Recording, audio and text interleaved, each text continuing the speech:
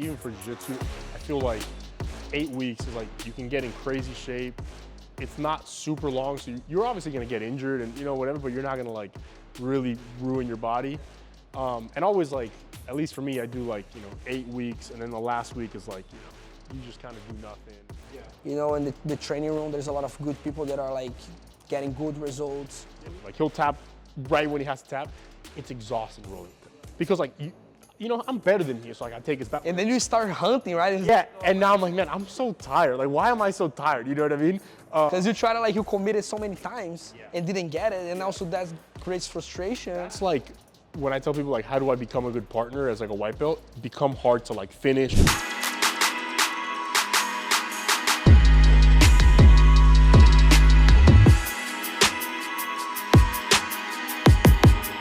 Welcome to Top Team Talks. I'm here with Filipe and Ernesto, my co-instructor here at American Top Team Atlanta. This is the second time or third time now we've done one of these. I think today we'll talk a little bit about MMA training, how you prepare, kind of what that looks like going into a big fight, all that stuff. So let's talk about a little bit about MMA training. You've had a couple of MMA fights now, you got one coming up. How long is a camp usually? Like 6 weeks, 8 weeks, 12 weeks? Yeah, I think it's kind of like some people like better, longer camps, some people like shorter camps. I feel like 6 to 8 weeks is what, until for now, I haven't had a very long experience on that, but yeah, I feel I would like 8 weeks, 6 to 8 weeks. Yeah, I think the same. Like even for jiu-jitsu, I feel like 8 weeks is like you can get in crazy shape. It's not super long, so you're obviously gonna get injured and whatever, but you're not gonna like really ruin your body. Yeah. And always like, at least for me, I do like 8 weeks, and then the last week is like you just kind of do nothing and cut weight, everything like that. Before my first fight, that was like beginning of 2023. The first 6 months, I had 3 fights that were scheduled, and they fell. They fell. So the first fight, I got locked in like December, December 2022. I got locked in to fight on March. So that was like 12 or 13 weeks. Yeah. So, man, that's too much. Yeah. Like, that's too much, brother. Yeah. Goose, Baby Goose Reese, he fought 2 or 3 times this year, and he spent like the whole year basically in camp. Just in camp. And like now he's taking some time off, but it just, you can't, it takes such a toll on your body. Like 2 times a day, sometimes 3 times a day, like eating.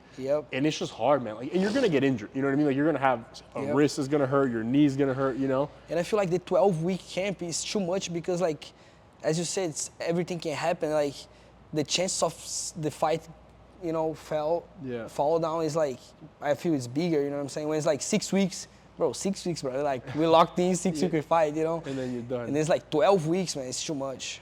Yeah. At least for me. How about like balancing? Obviously, so if you're training for MMA, you got striking, you got jiu-jitsu, you got wrestling. Yeah. You've got pure MMA. Yeah. You got weightlifting, conditioning. Yeah. Obviously, you're doing 2 sessions a day, probably 1 jiu-jitsu or 1 MMA striking round, and then 1 strength and conditioning every day, or is it less strength and conditioning? Like what I do is like every day in the morning training at Lima in the pro training. So it's like sparring and so it's like Mondays wrestling, Tuesdays sparring with big gloves, and then Wednesday grappling MMA, like grappling with gloves and situationals and stuff, and then Thursday sparring with small gloves, but also more like kind of more technical sparring, and also at the end some kind of conditioning, some situationals, and then Friday is kind of free, and I always do like some jiu-jitsu, and that's in the morning, and then in the afternoon here, like Monday, Wednesday, I try to get the sparring for the Muay Thai class, which is like, it's not a it's not a very competitive sparring. I'd say it's more like just stay moving, flowing and stuff. Obviously some jiu-jitsu with you guys, no gi. So if I do the sparring, I don't train jiu-jitsu after, but if I don't do the sparring, I do the jiu-jitsu after. And then do you lift weights other days? And then I lift weights usually Tuesdays and Thursdays. Like this is something that I was never much big on lifting or doing strength conditioning. But yeah, I'm trying to get more consistent on it. For my last fight, I did a strength conditioning with TJ. He does some strength conditioning for Lima guys. That was good, even though I kind of like suffered a lot. Kind of like every single time I was like, man, why am I doing that? Yeah. But it felt good. It made me like. I think it makes a difference. Yeah, it made. I feel even more like on your mind. You know what I'm saying? You like you kind. I knew like coming to fight, you was like, nah, I train really hard. Yeah. Like I paid the price, and I was in shape. You know what I'm saying? I was. I could literally feel like the beginning of the work with him, man, it was miserable. At the end was kind of like less miserable. I was finishing every single workout. And when I was training for East Coast Trials, this would have been last year, I did like a 8-week camp, and I was doing strength and conditioning 4 times a week at 5:30 or 6 a.m. Damn.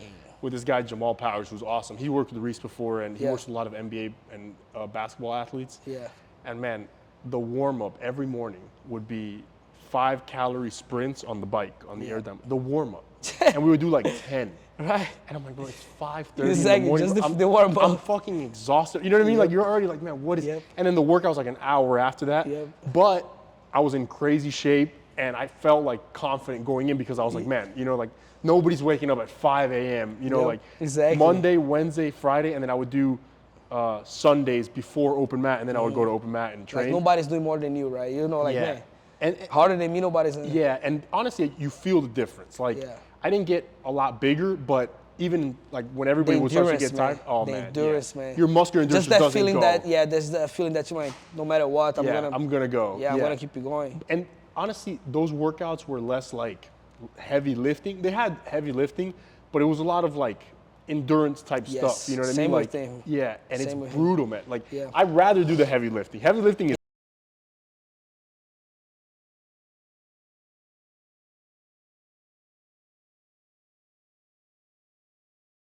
They were like they had the air bikes without the seating, and that was the warm up. You know what I'm saying? Like, he go, okay, guys, hop in the air bike, let's warm up. And there was no seating, so when I look at that, I was like, oh my god, here we go. that's terrible.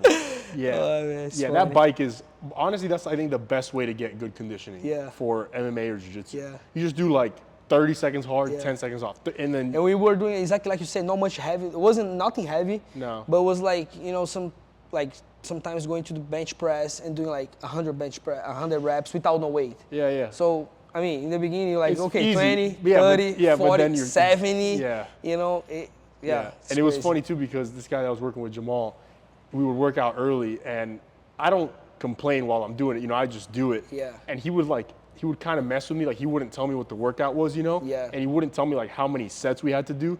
So like we would start to do like, I don't know, like I remember one thing that we would always finish the workouts with like hanging on the bar with like holding a medicine ball or something, doing like either abs or whatever.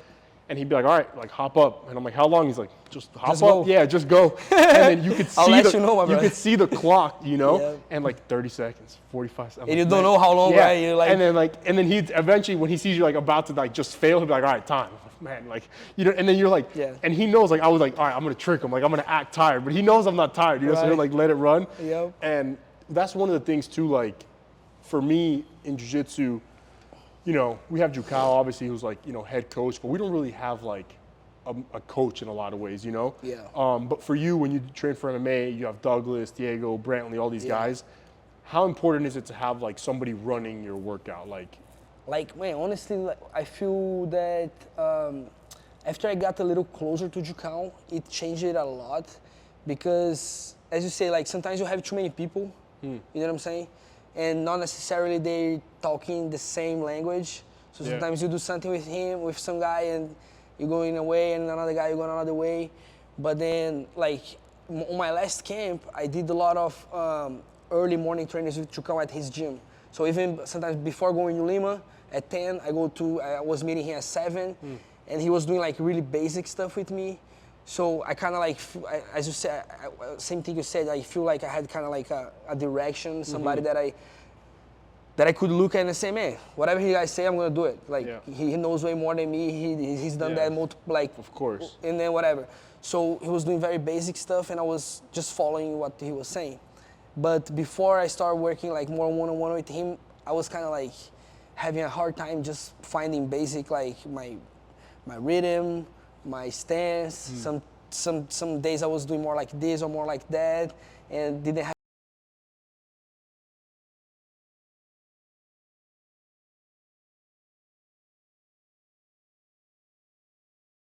So mostly Diego? like Diego, yeah, mostly Diego. Kevin is running some sessions now too. Cody sometimes run like sparring and stuff, but mostly and Jucão runs the wrestling practice. So yeah, more like Jucão and Diego, but also like there's Kevin, there's Cody.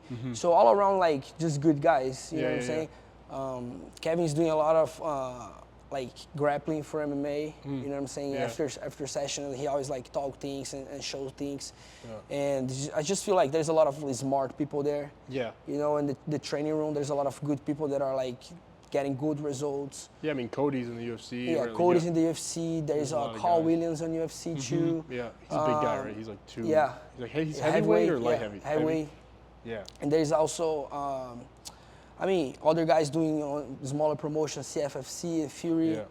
One of the things that even Goose, you know, is always there. Yeah. One of the things that for me, like, I kind of wish I had, because like when I'm doing a big training camp, like for trials or Brazil trials or whatever. Yeah. It's obviously exhausting physically. Like you're tired all the time, you know. But then on top of that, you have to like think about your workout if you don't have a coach, you know. Right. Like when I would for the workout stuff, it was easy because I had, you know, Jamal who was helping me out. Yeah. But like for the jiu-jitsu sessions, Yes. it helped so much. Like whenever we would go to ATT and Jucao would run the practice, Yes. because you don't have to think. You know what I mean? You just he's do he's it. like, hey, we're doing whatever we're doing, you know, and Yeah. like he'll push you and do that. Yeah. And so I think that's like, so if there's something that can like change your career and like how you do stuff, is having like a coach who like will run your practice. Because at a certain level, it's not so much like teaching you things. Like of course you're gonna learn. Yeah. But it's also just like helping you take that mental burden. structure. Like The structure of the training, especially in jiu-jitsu, a lot of like those specific trainings where like sometimes like if you just go, oh, me and my 3-4 like competitor friends we're here, gonna roll. we're just gonna roll, or we're gonna do like more specific trainings on the areas that we kind of like feel like it. But when you have like that coach that else, no, like today we're gonna do rounds just starting on that type of position, we're gonna escape, whatever. Each score you switch top bottom, and not necessarily like not gonna be a good training, might not be a good training for you in terms of kind of like performance results. But you need it. Exactly. That was the same thing when we did a lot of training with Bruno for the trials and stuff. Yes. And you know, it was always on Saturdays, and it was, you know, hard practice, but it was perfect because we didn't, you know, you don't have to think. Right. And he's like every position. He's very structured. Very structured. He knows exactly what we're doing in every session, you know? Yeah. And that's the thing, like, when you're training with your friends who are also competing, you're always going to get a good workout. Yeah, you for know? sure. But it's different to be like, all right, today we're going to do like, you know, top, bottom, turn, whatever it is, right? And actually, when I teach here, my Wednesday class is all positional sparring. Yeah. Just to kind of like give people like, hey, this is how you actually get better. You know? For Like, sure. You For do like sure. a ton of situationals from like For common sure. positions like mount, turtle, back. But you have single clear leg. goals, right? You have a clear goal. Exactly. Like, here's what you're doing, here's what you're not doing, here's what resets, you know? Right. And it's interesting because when I see guys who come from other gyms to take my Wednesday class, Yeah. who are more experienced, like purple belts, you know, whatever, brown belts, and they do the situationals with my white belt students. Yeah. And they're struggling. Right. You know? Yep. Because my white belt students do it every day. Every Wednesday they're doing sure. 2 rounds of mount, 2 rounds of turtle, 2 rounds of back, 2 rounds of wrestling of some sort, you know? Yep. And so they're so familiar. And a lot of these guys, I've never even taught them an escape. You know what I mean? But every day they're like, all right, get out of turtle. Yep. And these guys come in and they're like, you know, say a purple belt, and they're like struggling with some white belt, you know? Yep. And it works so well to get people better because it's like,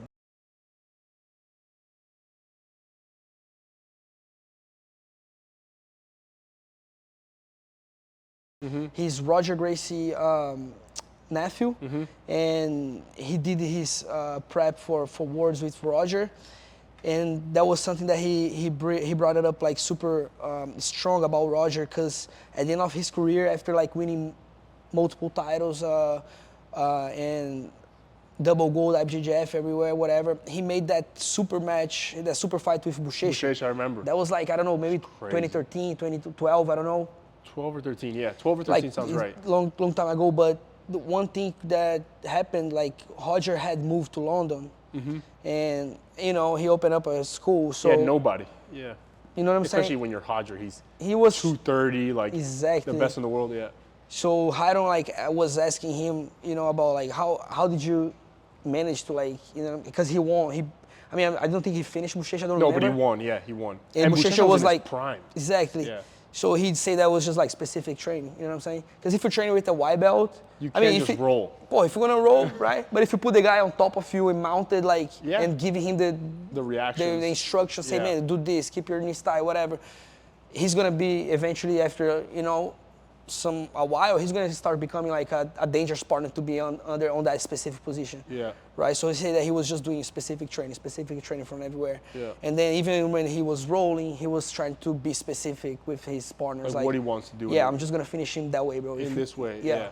Yeah, I do that too. And like even last Wednesday, I asked one of the smaller students, I don't remember who it was, I wanted just to work armbar escapes. I'm like, hey, get on my arm and I'm gonna work 6 minutes of just armbar escapes. Yeah.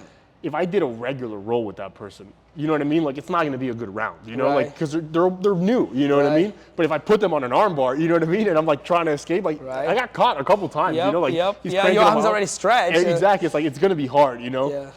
So I think that's like a really like smart way to train. Yeah. And it also like teaches people who are like newer how to slow down, Because if you do we do 10 rounds or sometimes more of specific training, you can't go hard the whole time. You're gonna be Right. tired. You know what I mean? Exactly. Like, you're gonna be exhausted. Yeah. It's like 2 minutes top bottom, and we do like 2 of each. So And like, also it like decrease the chance of the new person get injured too. Of course. Because you're not letting like she all open, do whatever Yep. she want. No, man, you're gonna do this. I mean, When you get off this, it's over. 2 reset. classes ago, we had a new kid come in, and first ever day, no wrestling experience, nothing, like, just like a skinny kid. Yeah. And it's a Wednesday class, which is all positional sparring. And he's like, all right, what are we doing? Like, he's like scared, obviously, he doesn't know what's Yeah. going on.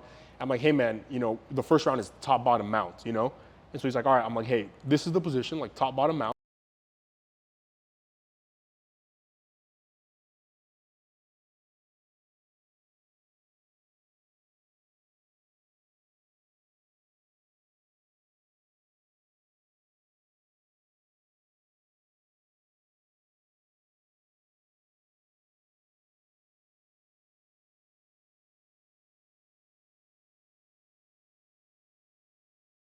I was like, what are you talking about? I don't even know how to move my hips, Right. But if I just tell him like, hey, stand up, he's like, all right, like I could figure that out. Right. So it's really fun when new people come in on Wednesdays, Yeah. because I just throw them right in, Yeah. And I always like watch and make sure they're not like Yeah, doing yeah. crazy, Yeah. but I'm always like, you just do the workout like everybody else. And Yeah. they're always like, fuck, man. And then at the end, they're so surprised that they could do it, Right. Because Exactly. they're always like, fuck, man, I thought I was But gonna if it was like an open round, no, they would never no. be able to And finish. I wouldn't even let them. Right. Because like, bro, you've seen it. Like Yep. 2 white belts going Yep. against each other. It's a fucking, like, you know what I Yep. mean? Like, it's a disaster. Yeah. So I don't know. But that's fun because like that's kind of interesting because I get that kind of maturity to understand that so much later on. For a long time, I always hated specific training. I was like, man, this is kind of like, This is dumb. yeah. Yeah. Why are we Like, doing this? Why are we doing this? Like, let's just just go. roll. Let's Yeah. just the technique and Yeah, roll. yeah. You know what I'm saying? Yeah. But the specific training makes you translate the drilling to the reality Yeah. so much. You know what I'm saying? Especially if you start getting aware of that and you communicate to your partner. You know what I'm saying? Okay, now give me a little bit more resistance. Yeah. Right? And your partner start being also a good partner. Yeah. That makes you like really translate the technique drilling to now I'm able to do in a real life situation, in a Yeah. sparring around in a competition. Yeah. And it's also like it's when I teach like escapes from bad positions, there's only so many escapes that work. You know what I Right. mean? Like there's 2 or 3, like, you know what I mean? There's not Right. like 40 escapes, It's not like, So once I show you an escape, you can do it 4, 5 times, you know it. All right, let's try it, Right. And your partner's like, hey, hold them down a little bit. Hold them down a little harder. You know what I mean? Yep. And then they start to learn like what resistance feels like. And then it's like so much better, especially for like defensive positions, like the back, turtle, Right. whatever. I can show you a cool back escape, but if you don't have somebody who's trying to hold you, Yeah. well, as soon as they actually try to hold you, you're like, oh shit, like this doesn't work. Or, you know what I mean? You panic. Do you do a lot of specific rounds in the gi classes? now I'm doing way more. Yeah. Because here the class is like, we have way more like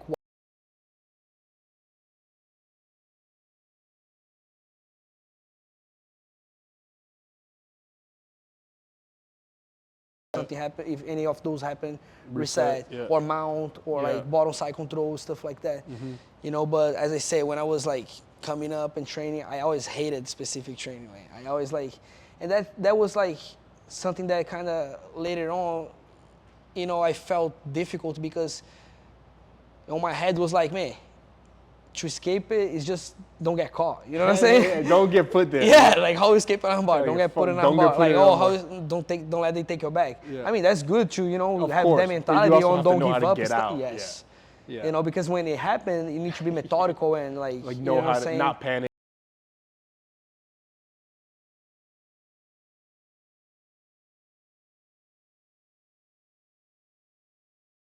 At escaping bad positions, it's really hard to compete against them. You know, Yeah. because even if you Yeah. put them in a bad position, Yeah. now they're out. You're like, fuck, man, now Exactly. I'm tired.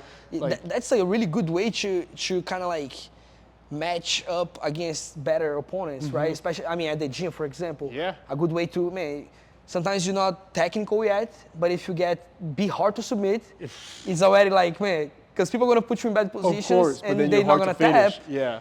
Now, bro. There's a guy at ATT Maine, I won't say his name, but he's like a big, kind of like wrestler type. Yeah. And he's really tough to submit. Really? Like he's flexible, like Yeah. he's hard to heel hook. Like you have Yeah. to like have it for real. Right. And he doesn't tap early. Like he'll tap right when he Right. has to tap.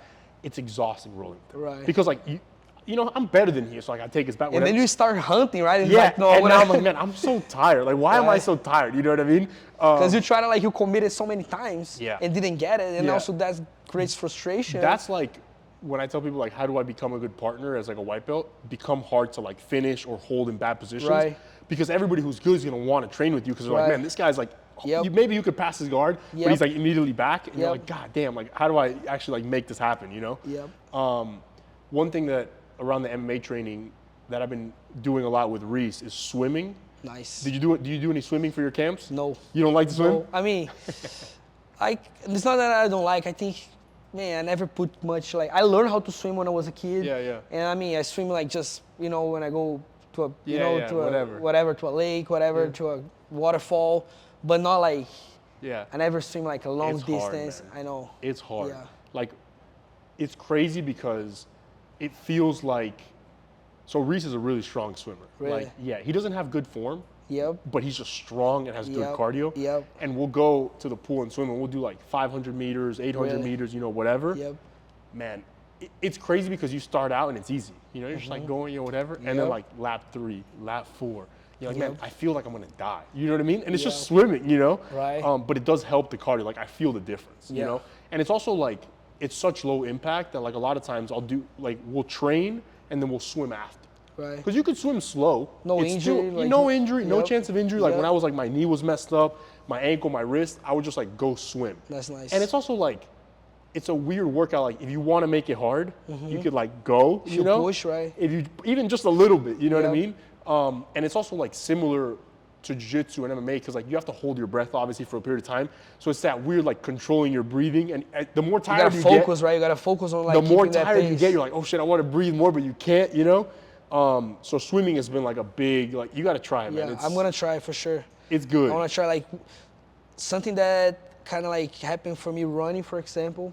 Like even nowadays I don't like running. I never me like neither. running, but I like running. Like for every time I get to I start the camp, I start running every day.